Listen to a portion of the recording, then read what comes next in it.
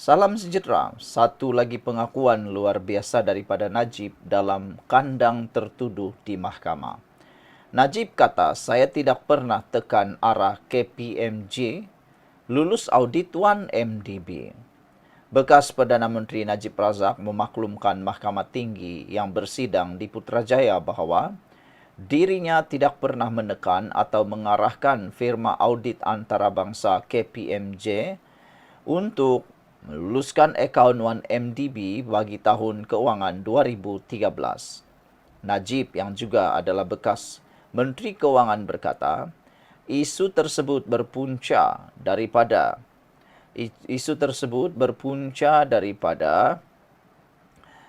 perselisihan antara pengurusan 1MDB dengan KPMG berhubung jika firma audit itu boleh meluluskan akaun tersebut.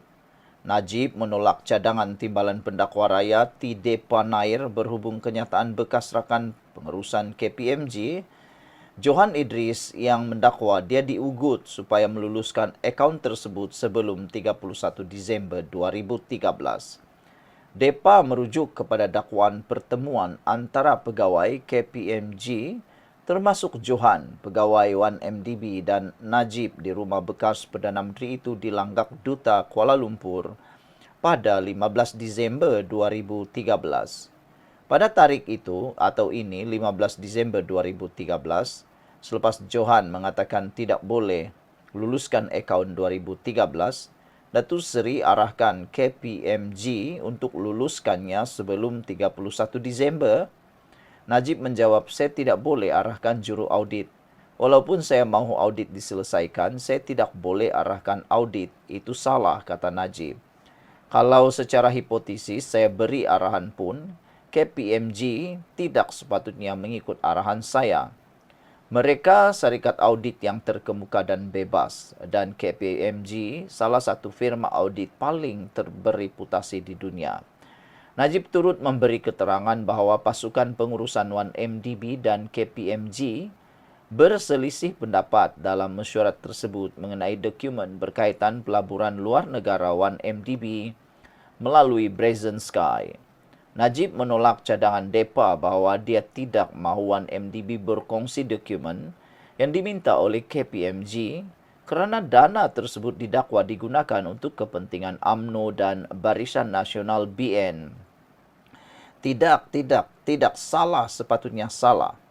Perbezaan asasnya adalah KPMG kata mereka perlukan dokumen tambahan. Tetapi pengurusan 1MDB kata mereka KPMG minta macam-macam dokumen dan apa yang mereka KPMG miliki sudah mencukupi, kata Najib. Oleh itu, terdapat perbezaan pendapat antara pengurusan 1MDB dan KPMG. Itu sahaja yang berlaku, tiada kaitan dengan pembiayaan untuk UMNO dan BN, kata bekas Presiden UMNO dan pengerusi BN itu. Sebelum ini, dalam perbicaraan penyalahgunaan kuasa dan pengubahan wang haram melibatkan 2.27 bilion ringgit dana 1MDB, Najib memberi keterangan bahawa pengurusan 1MDB akhirnya menamatkan perkhidmatan audit KPMG dan beralih kepada firma audit Deloitte pada tahun 2014. Najib sebelum ini menafikan dia pernah menekan 1MDB untuk memecat KPMG. Sementara itu, apabila Depa menyoal Najib mengapa dia mengadakan pertemuan dengan pegawai 1MDB di rumah Perdana Menteri ketika itu dan bukannya di Pejabat Perdana Menteri di Putrajaya, tertuduh menjawab bahawa ia bukan sesuatu yang luar biasa kerana ia bergantung kepada keadaan. Najib menjawab, ini tidak penting kerana saya banyak adakan mesyuarat termasuk belanjawan di rumah saya. Apabila kamu sangat sibuk dan ada peluang untuk berjumpa, walaupun mesyuarat rasmi, saya adakan pada waktu malam terutama persediaan belanjawan. Sebelum dibentang di Parlimen, mesyuarat lewat malam di rumah saya tidak ada yang luar biasa, kata Najib. Depa bertanya, saya cadangkan kepada Datuk Seri bahawa adalah tidak wajar untuk mengadakan mesyuarat rasmi di kediaman dan bukannya di pejabat. Najib menjawab, saya tukar-tukar di Seri Perdana dan kadangkala di rumah bergantung. Saya banyak bermesyuarat di rumah, kata Najib. Bekas Menteri Keuangan itu juga menolak cadangan DEPA bahawa Jolo menasihatinya tentang apa yang perlu dikatakan apabila berjumpa pegawai KPMG. Saya tidak mengikut arahan Jolo, kata Najib, seperti yang kamu cuba cadangkan itu. Pada 30 Oktober lalu, Mahkamah Jenayah mengarahkan Najib untuk membela diri atas 4 tuduhan salah guna kuasa dan 21 tuduhan pengubahan wang haram melibatkan 2.27 bilion dana 1MDB. Sekian dulu untuk kali ini. Jangan lupa tinggalkan komen anda. Salam sejahtera. Terima kasih kerana bersama dengan saya di Nazilin Unity Channel. Ini pengakuan terkini Najib di mahkamah. Saya tak pernah tak pengaruhi lembaga pengarah 1MDB melalui telefon, kata Najib. Bekas Perdana Menteri Najib Razak menolak dakwaan pihak pendakwaan bahawa dia membuat panggilan telefon untuk mempengaruhi 1MDB bagi menceburi usaha sama dengan Petros Saudi International PSI pada tahun 2009. Bekas Menteri Keuangan itu memberitahu Mahkamah Tinggi di Putrajaya petang tadi mengenai perbualan telefonnya dengan pengerusi 1MDB ketika itu, iaitu Muhammad Bakir Saleh, semasa mesyuarat lembaga pengarah pada 29 September tahun itu. Semasa perbicaraan salah guna kuasa dan pengubahan wang haram 2.27 bilion ringgit hari ini terhadap Najib, Najib mengulangi keterangannya sebelum ini mengenai ahli perniagaan dalam buruan Low Teck Jo menghubunginya sebelum telefon itu diserahkan kepada Bakir pada mesyuarat berkenan. Kata Najib, saya tidak mempengaruhi fikirannya, iaitu Bakir, hanya menunjukkan bahawa ini usaha sama yang dicadangkan antara 1MDB dan PSI adalah inisiatif strategik antara Malaysia dan Arab Saudi. Ahli lembaga tidak terpengaruh dengan panggilan telefon saya, kata Najib.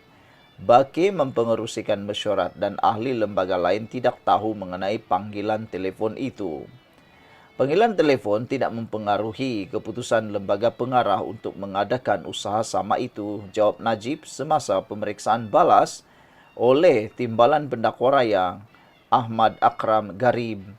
Tertuduh tidak bersetuju dengan dakwaan DPP bahawa dia cuba mempengaruhi keputusan lembaga pengarah untuk terlibat dalam usaha sama itu. Saya tidak mahu mengarahkan dia, iaitu Bakir, atau mempengaruhinya secara tidak wajar.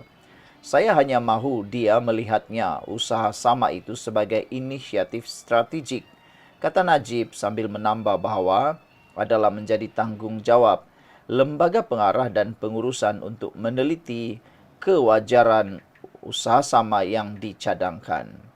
Berikutan 1MDB menyertai usaha sama dengan PSI, kira-kira 700 juta AS dolar daripada wang 1MDB telah digelapkan kepada entiti luar pesisir Goodstar Limited yang didakwa dikaitkan dengan Jolo. Bakir sebelum ini memberi keterangan bahawa dia mengesaki sesuatu yang tidak kena berhubung pengalihan 700 juta AS dolar dan bahawa Najib tidak menjawab khidmat pesanan ringkasnya kerana disyaki melakukan salah laku di 1MDB. Bakir juga memberi keterangan dia kemudian meletak jawatan sebagai pengerusi 1MDB pada Oktober 2009.